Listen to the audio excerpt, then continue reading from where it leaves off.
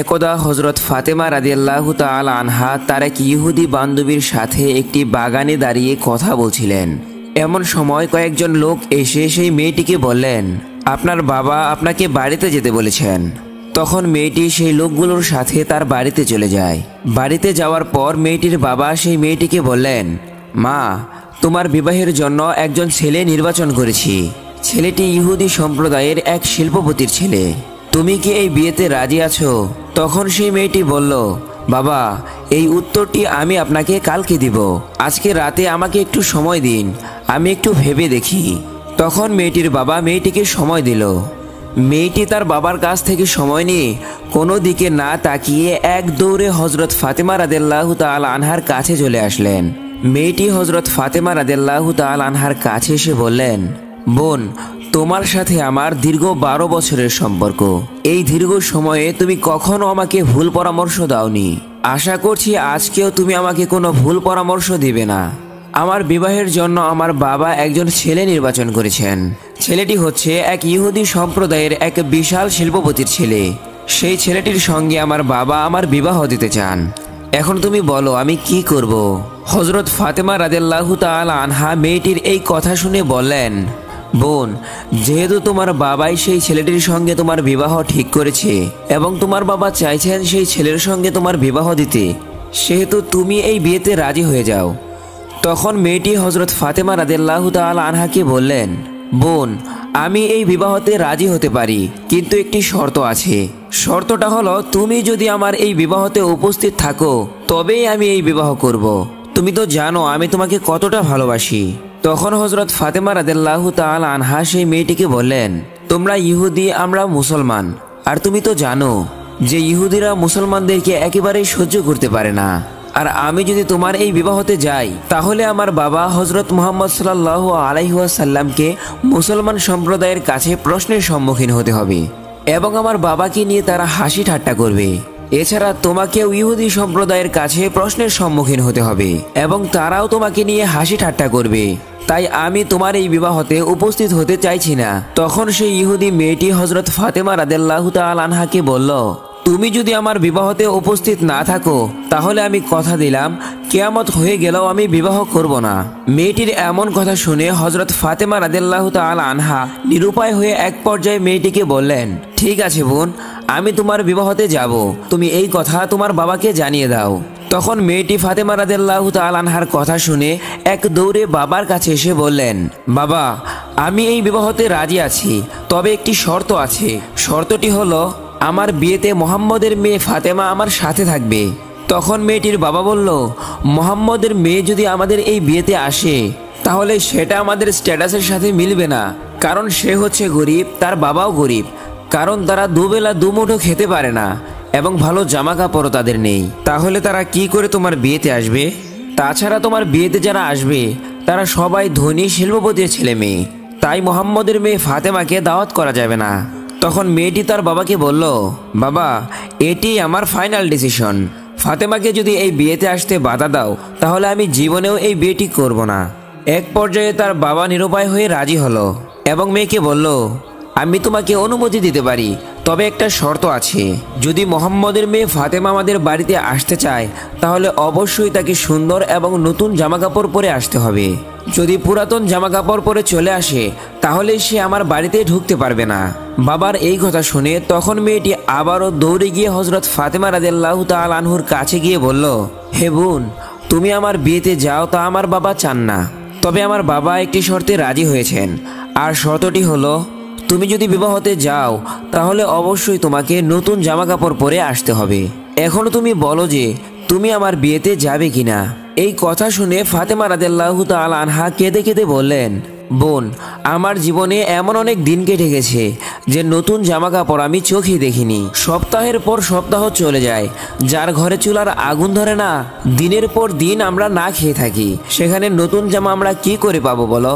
তখন মেয়েটি হযরত ফাতেমা রাদিয়াল্লাহু তাআলা আনহুকে বলল, বোন, তুমি যদি তোমার জবানে একবার বলো যে আমি নতুন জামা কাপড় পরে তোমার বিবাহতে যাব, তাহলে আমার বিশ্বাস তোমার সৃষ্টিকর্তা মহান রব্বুল আলামিন তোমার জন্য জামা কাপড়ের ব্যবস্থা করে দিবেন। কারণ আমি জানি তোমার সাথে তোমার রবের অনেক ভালো সম্পর্ক রয়েছে। মা ফাতেমা রাদিয়াল্লাহু তাআলা আনহু এক সময় আবেগী হয়ে বললেন, ইনশাআল্লাহ আমি তোমার এই বিবাহতে যাব এবং পৃথিবীর সবচাইতে দামি কাপড় পরেই তোমার বিবাহতে যাব। তখন মেয়েটি দৌড়ে তার বাবার কাছে গিয়ে তার বাবাকে বলল, বাবা, ফাতেমা আমার বিবাহতে আসবে এবং সবচাইতে দামি কাপড় পরে আমার বিবাহতে আসবে, এমনটা ওয়াদা দিয়েছে। তারপর বিবাহর দিন তারিখ ঠিক হলো। এদিকে ফাতেমা রাদিয়াল্লাহু তাআলা আনহা চিন্তা করতে লাগলেন, বিয়ের দিন তো কাছে চলে আসছে, আর আমি ওয়াদা করেছি বিয়ের দিন আমি সেই বাড়িতে নতুন জামা কাপড় পরে যাব, কিন্তু আমার কাছে তো নতুন জামা নেই। এইসব কথা চিন্তা করতে করতে হযরত ফাতেমা রাদিয়াল্লাহু তাআলা আনহা জায়নামাজ বিছিয়ে নামাজে বসে গেলেন। নামাজের সিজদায় গিয়ে তিনি চোখের পানি ছেড়ে দিয়ে বললেন, হে মাবুদ, এই দুনিয়াতে আপনার সাথে আমার গভীর সম্পর্ক রয়েছে, তা এই দুনিয়াতে আপনি ছাড়া আর কেউ জানে না। মাসের পর মাস চলে গিয়েছে, আমি না খেয়ে থেকেছি, কোনো দিনও আমি আপনার কাছে কিছুই চাইনি। আজকে আমি আপনার কাছে একটি নতুন জামার আবদার করছি, কিন্তু আমার এই আবদার আমার জৈবিক বা দৈহিক চাহিদা পূরণের জন্য নয়। আপনি আমাকে এমন একটি জামা দান করুন যেটা পরে আমি আমার বান্ধবীর বিয়েতে যেতে পারবো, এবং সেখানকার মেয়েরা যেন সেই জামা কাপড় দেখে আমার দিকেই তাকিয়ে থাকে এবং মুসলমান হয়ে যায়। হে মাবুদ, আপনি কি আমাকে একটি নতুন জামা দান করবেন? এভাবেই হযরত ফাতেমা রাদিয়াল্লাহু তাআলা আনহা চোখের পানি ছেড়ে দিয়ে কাঁদছিলেন। নামাজ শেষে তিনি যখন ঘরের এক কোণে তাকালেন, তিনি ঘরের কোণে দুইটি প্যাকেট দেখতে পেলেন।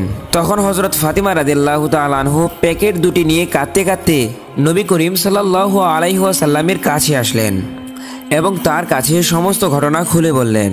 অতঃপর রাসূলুল্লাহ সাল্লাল্লাহু আলাইহি ওয়াসাল্লাম সেই প্যাকেটটি হাতে নিয়ে খুলতেই তিনি জান্নাতের সুঘ্রাণ পেলেন। তিনি এই সুঘ্রাণ মেরাজের রাত্রিতে পেয়েছিলেন। তখন হযরত মুহাম্মদ সাল্লাল্লাহু আলাইহি ওয়াসাল্লাম হযরত ফাতেমা রাদিয়াল্লাহু তাআলা আনহুকে জড়িয়ে ধরে কপালে চুমু দিয়ে বললেন, এই কাপড় তুমি কোথায় পেয়েছো মা? এটা তো দুনিয়ার কোনো কাপড় না, এটা তো জান্নাতের কাপড়। তুমি গোপনে আল্লাহর সাথে সম্পর্ক করেছো ফাতেমা। মহান আল্লাহ রাব্বুল আলামিন তোমার উপর সন্তুষ্ট হয়েছেন এবং তোমার দোয়াকে কবুল করেছেন। মহান আল্লাহর নিকট তুমি একটি কাপড়ের আবদার করার কারণে আল্লাহ রাব্বুল আলামিন তোমার জন্য জান্নাত থেকে এই বেহেশতি কাপড় পাঠিয়েছেন।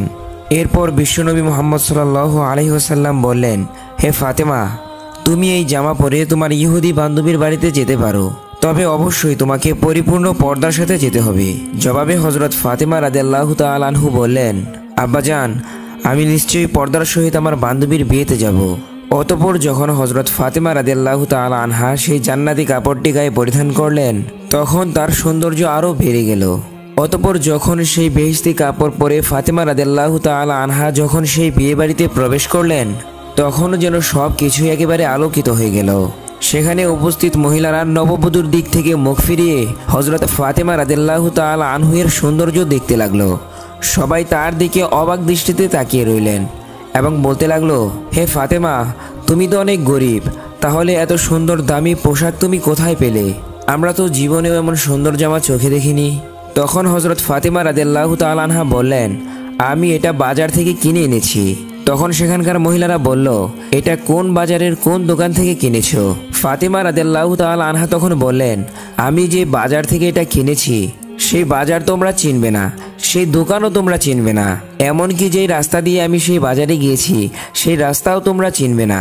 তখন সেখানকার এক মহিলা বলল, হে ফাতেমা, তুমি শুধু সেখানকার ঠিকানাটা বলতে দেরি, আমরা সেইখানটা চিনতে দেরি হবে না, আমরা চিনব, তুমি শুধু একবার সেই ঠিকানা বলে দাও। তখন ফাতেমা রাদিয়াল্লাহু তাআলা আনহা তাদেরকে বললেন, হে বোনেরা আমার, আমি যেই বাজার থেকে এই কাপড়টি ক্রয় করেছি সেই বাজারে সাধারণ কোনো রাস্তা দিয়ে যাওয়া যায় না, সেই দোকান বা মার্কেটে যেতে হলে অন্যরকম একটি রাস্তা দিয়ে যেতে হয়, এবং সেই রাস্তার নাম হলো সিরাতুল মুস্তাকিম, যে রাস্তার জন্য আমার বাবা সব সময় দিনের দাওয়াত দিয়ে থাকেন, যেই রাস্তার জন্য আমার বাবা তায়েফে 3 বার রক্তাক্ত হয়েছেন, যেই রাস্তার জন্য আমার বাবা সর্বদা উম্মতি উম্মতি বলে কান্না করতে থাকেন, সেই রাস্তার নাম হচ্ছে সিরাতুল মুস্তাকিম। তোমরা যদি সেই রাস্তা দিয়ে চলতে থাকো তাহলে কিছুটা সামনে একটি বাজার পাবে, সেই মার্কেটের বা বাজারের নাম হলো জান্নাত।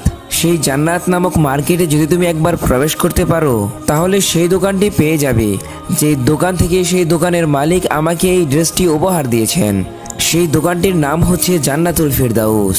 তখন মহিলারা হযরত ফাতেমা রাদিয়াল্লাহু তাআলা আনহার কথা শুনে বললেন, হে ফাতেমা, আমরা সেই রাস্তায় যাব, তুমি আমাদেরকে বলে দাও যে কি করে সেই রাস্তায় আমাদের যেতে হবে। ঐতিহাসিকদের মতে হযরত ফাতেমা রাদিয়াল্লাহু তাআলা আনহুর গায়ের শোভাবর্ধন পোশাক দেখে এতটাই আবেগপ্রবণ হয়েছিলেন যে সেই পোশাকটি পাওয়ার জন্য মনে হচ্ছিল যেন তারা জীবনও দিতে পারবে। তখন ফাতেমা রাদিয়াল্লাহু তাআলা আনহু বললেন, তোমাদেরকে যদি সেই রাস্তা দিয়ে জান্নাতে যেতে হয় তাহলে তোমাদের সবাইকে আমার সাথে একটি বাক্য উচ্চারণ করতে হবে। তখন সেই নারীরা বলল, আমরা উচ্চারণ করব, তুমি বলো। তখন ফাতেমা রাদিয়াল্লাহু তাআলা আনহা শাহাদা বাক্য উচ্চারণ করে বললেন, বলো, লা ইলাহা ইল্লাল্লাহু মুহাম্মাদুর রাসূলুল্লাহ সাল্লাল্লাহু আলাইহি ওয়াসাল্লাম। তখন সেখানে উপস্থিত ৩৭০ জন মহিলা সবাই সেই বাক্য পড়ে মুসলিম ধর্ম গ্রহণ করলেন। আল্লাহ তাআলা বলেন, হে আমার বান্দাগণ, যদি তোমরা আমাকে মনে প্রাণে বিশ্বাস করো তাহলে দুনিয়ার জমিনে তোমাদেরকে চাইতে দেরি হবে, কিন্তু তা পেতে দেরি হবে না। মহান রব্বুল আলামিন আমাদেরকে তার উপর তাওয়াক্কুল করা এবং বেশি বেশি আমল করার তৌফিক দান করুন, আমিন। একদা হযরত ফাতেমা রাদিয়াল্লাহু তাআলা আনহা জায়নামাজে বসে কাঁদছিলেন আর দু চোখের পানিতে তার বুক ভেসে যাচ্ছিল। এমন সময় হযরত মুহাম্মদ সাল্লাল্লাহু আলাইহি ওয়াসাল্লাম ফাতেমার বাড়িতে আগমন করলেন এবং ফাতেমার ঘরে প্রবেশ করে দেখতে পেলেন জায়নামাজে বসে ফাতেমা রাদিয়াল্লাহু তাআলা আনহা অজরে কাঁদছে। তখনও বিশ্বনবী মুহাম্মদ সাল্লাল্লাহু আলাইহি ওয়াসাল্লাম তখন ফাতেমাকে উদ্দেশ্য করে বললেন, হে আমার কলিজার টুকরা মেয়ে ফাতেমা, তুমি তোমার জায়নামাজের একটি কোণা উল্টিয়ে দেখো।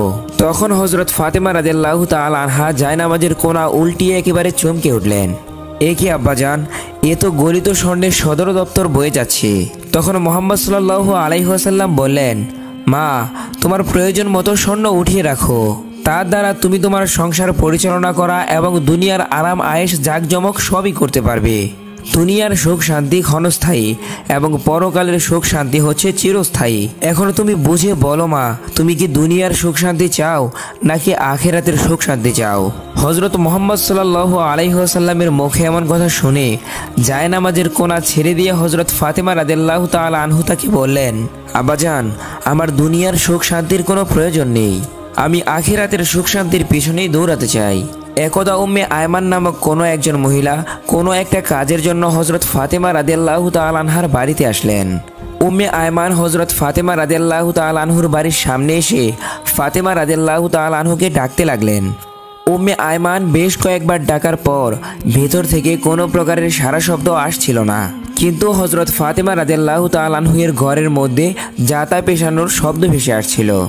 তখন উম্মে আয়মান হযরত ফাতেমা রাদিয়াল্লাহু তাআলা আনহার ঘরের জানালা দিয়ে ভেতরে তাকাতেই দেখলেন হযরত ফাতেমা রাদিয়াল্লাহু তাআলা আনহু ঘুমাচ্ছেন, কিন্তু তার ঘরের ভেতরে রুটির জাতাটা আপনা আপনিই ঘুরছিল এবং একজন মহিলা ঘরের কোনায় বসে তাসবিহ পাঠ করছিলেন। আরও একজন মহিলা হযরত হুসাইন রাদিয়াল্লাহু তাআলা আনহুকে দোলনার মধ্যে ঘুম পাড়াচ্ছিলেন। উম্মে আয়মান এই দৃশ্য দেখার পর একেবারে হতবাক হয়ে গেলেন।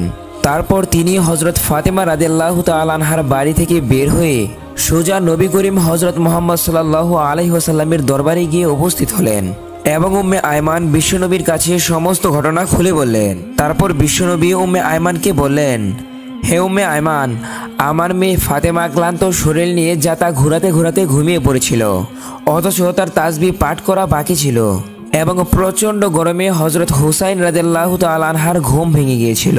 তাই আল্লাহ রাব্বুল আলামিন তিনজন ফেরেশতাকে তিনটি কাজ সমাধান করার জন্য ফাতেমা রাদিয়াল্লাহু তাআলা আনহুর ঘরে পাঠিয়ে দিয়েছিলেন।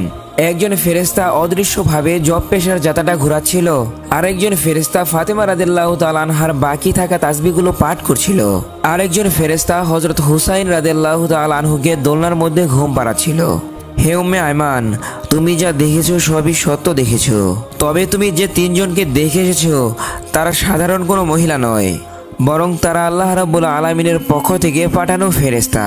নবী করিম সাল্লাল্লাহু আলাইহি ওয়াসাল্লামের মুখে এমন কথা শুনে উপস্থিত সাহাবীরা এবং হযরত উম্মে আয়মান একেবারে হতভম্ব হয়ে যায়।